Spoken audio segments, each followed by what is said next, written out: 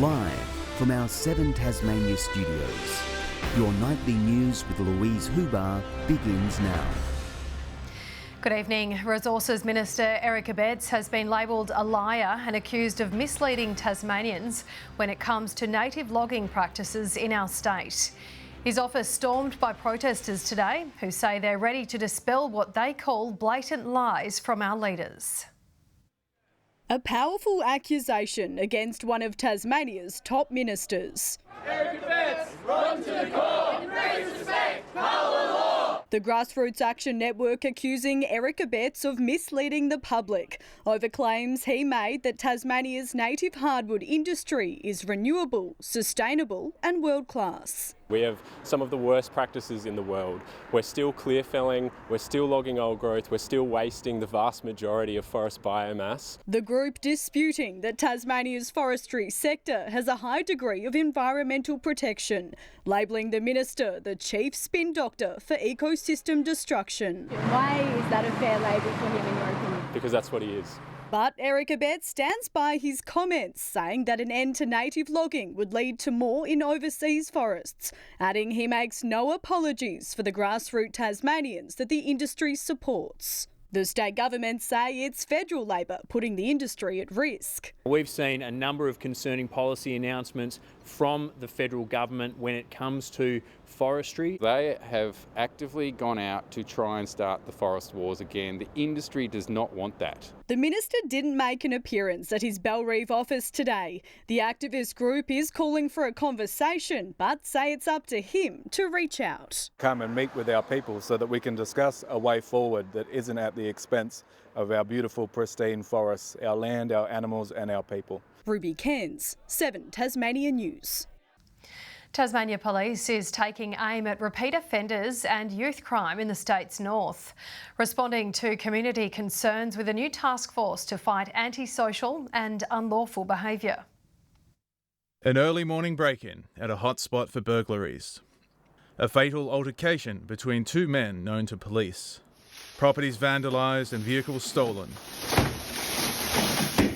Tasmania Police responding to public concerns about crime rates. The community want to see more police.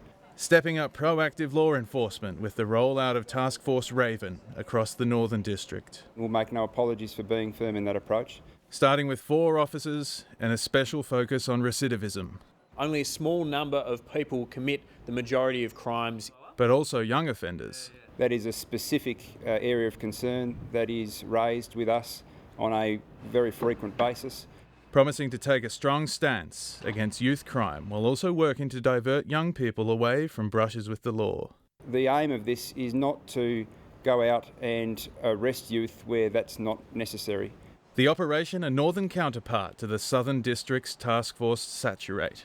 That operation saw 55 people charged with more than 150 offences in December alone. What our intent is to focus this group specifically on areas that we identify as high in need. Like an increase in antisocial behaviour in Launceston's CBD. With dedicated task forces like these, we're able to hold those people to account.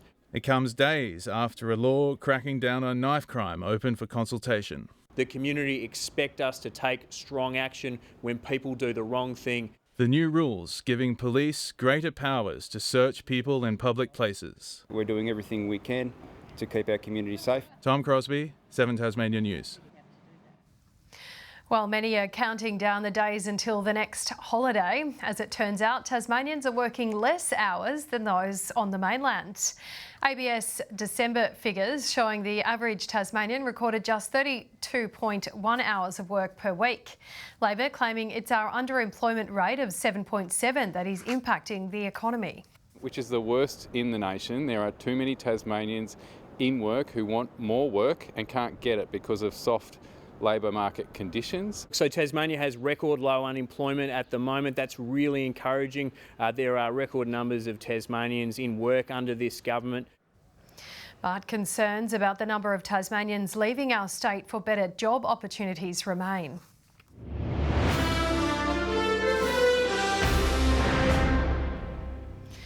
A crash between a car and a truck at Scamander has seen one person airlifted to hospital with critical injuries. The Tasman highway remained blocked for most of the day with diversions in place. Meanwhile, a teenager is recovering after sustaining serious injuries in a two-vehicle crash at Kings Meadows last night. Police are calling for anyone who witnessed the incident to come forward. As Hurricanes fever sweeps the state ahead of next week's BBL Grand Final, some of the players took time out today to coach the next generation of stars. The school holiday clinic teaching young fans the skills needed to one day don the purple. Nurturing the next generation of cricket superstars. The Hobart Hurricanes using the school holidays to teach young Tasmanians all about the game they know and love. It's like totally magical what we are doing here as a team. The program gives fans an opportunity to get up close and personal with some of the stars, and players a chance to show their appreciation for all the support. It's not a team anymore, it's a family now for us. The professionals keeping their eyes peeled for some up-and-coming talent. Might be a couple of them playing for Hurricanes in the future. Whether you're hitting sixes or only managing a few airies, the program encourages everyone to have a go. I've been hitting sixes, bowling and a bunch of fielding. You have a favourite player? Probably Riley. Today's clinic, part of a series of skill sessions hosted by Cricket Tasmania, with more to take place next week in Launceston. The children all aboard the cane train for a whole range of reasons. And they're the best team. I love them so much because it's my favourite colour. Purple's my favourite colour and they have good batters and bowlers. Providing some extra motivation for the team as they prepare to host the BBL decider on Monday night. And then, for the Tasmanians this year, we're going to get the gold and make them proud. Lily Thompson, 7 Tasmania News. There's a new look train on the tracks at Tasrail. This engine, the second of 8 locomotives undergoing major upgrades to extend their operational lives. Refurbished with new motors and electrical systems, meaning fewer carbon emissions and an extra 10 jobs in northern Tasmania. We're talking about supporting our productive industries, mining, forestry, agriculture and the works and many more. We're moving near 85,000 containers around the state, so it's a huge benefit for us and also our road users to get them off the road onto our trains. The third locomotive is expected to be on the rails by the middle of the year. Meanwhile, historic train enthusiasts have been treated to the return of a heritage steam locomotive. The M5 came off the track 6 years ago, but it's back on duty thanks to thousands of hours of restoration and federal government funding. Chugging back into its former glory.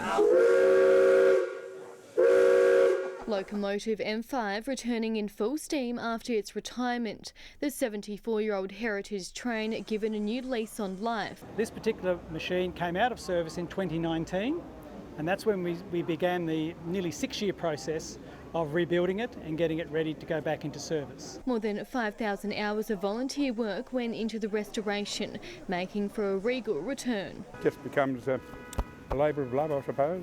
We enjoy doing it. It involved working on the boiler, the running gear, the wheels, the tyres, steam pipes, a whole range of technical equipment on the machine that had to be put back together. The federal government jumping on board, helping to get it back on track, investing $100,000 of much needed funds. It's important, of course, for every society to be able to have that connection with what were magnificent machines that were running all through Tasmania. Its last run on the Tasmanian mainline was in the 1970s. Pretty much covered the entire Tasmanian network. It did spend a lot of its time in the north of the state. And it's now ready and raring to go. But we hope to have it back in passenger service by about May, and it'll be run by then. We are also hoping to be able to run services as far as Chigwell. With hopes light passenger rail will make its full return to Tasmania. Rebecca Gaidaneris, 7 Tasmania News. Water restrictions could be on the horizon for Tasmanians on the east coast as dam levels begin to fall in Orford and Triabunna. Taswater will monitor the situation over the next fortnight, but warns without significant rainfall and a reduction in water use, limits will still need to be set. Catchment levels in other parts of the state, including Distillery Creek in Launceston, are also being monitored. Some of football's big names are getting ready to lace up their boots for this year's Relive the Rivalry game. The 12th edition of the annual charity clash will be played at Windsor Park in the state's north. There'll be a lot of familiar faces that normally play, your Darragh Whites, your Brendan Favolas, etc. But we always aim to get some new guys in as well and some new local guys. The event raises vital funds for Food Bank Tasmania with the goal to drum up $35,000.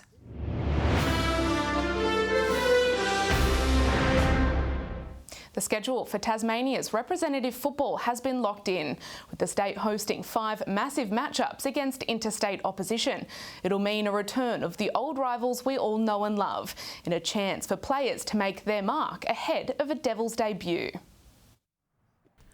The cream of the Tassie crop ready and raring to go. As soon as you put on the map, it's like you come together as one, and also you're representing those that have worn it before. The representative season going from 2 to 5 games this year, with chances for our teams to play opponents from across the country.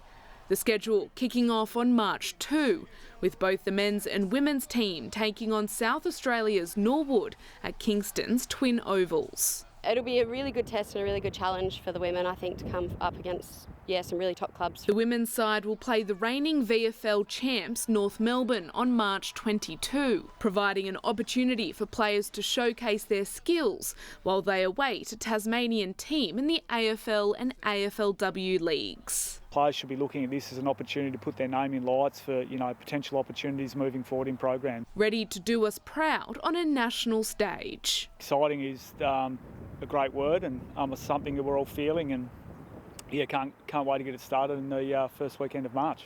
I think it's going to hold us players in good stead, and obviously it's in preparation for what's to come. And Jack Jumper development player Archie Woodhill has extended his contract with the Ants for the next 2 seasons. The centre joined the squad last year and has since impressed coaching staff with his commitment and growth on and off the court. Woodhill's contract extension comes ahead of the Jack Jumpers clash against South East Melbourne tomorrow evening. Nikhil Chowdhury says extending his contract with the Hobart Hurricanes for the next 3 years was an easy decision. In his second season with the club, the Indian all-rounder has settled into the middle order of the batting lineup and has proved lethal with the wicket. This is the team that gave me the first break, so it wasn't tough on choosing any other teams. Obviously, going to choose Hobart Hurricanes all the time.